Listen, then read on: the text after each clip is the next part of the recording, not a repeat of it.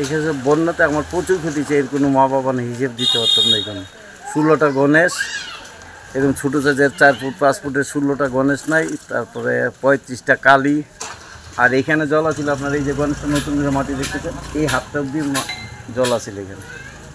আর আমার 1.5 লাখ টাকার গয়না ছিল, কালী, দুর্গা আর গণেশের সব গেল পেটির, একদম 2 পেটি মাল পুরো শেষ।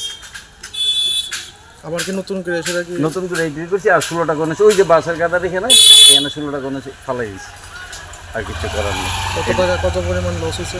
প্রায় 3-4 মতন টাকা হয়েছে। এবার অন্য বছরের তুলনায় এবার মানে কেমন মানে মূর্তির এটা আসবে? মূর্তিটা আসছিল, কিন্তু অন্য বছরের তুলনায় এই বছর গণেশের পার্টি ভালো আছিল, কিন্তু আমরা তো করতে পারলাম না।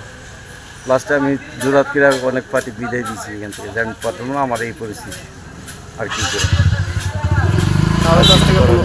এখন মা আপাতত 10টা গণেশ করতেছি, যেটি এতটুকু গুললে গিয়ে দাঁড়ায় দিচ্ছে। এখানে তো আইতেই পারছি না, জলের সময় আমার এতখানি জল আছে, এই যে এই হাতটা থেকে জল আছে, এই লেভেলে জল আছে।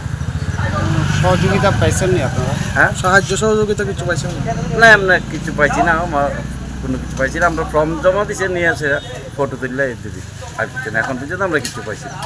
বা বন্যার দিনও যে আমরা যে 3 দিন যে এখানে জলের লেগে আইতে পারছি না, আমরা কোনো সংস্থা থেকে, কোনো ক্লাবের থেকে, কোনো পার্টির থেকে আমরা কোনো কিছু পাইছি না।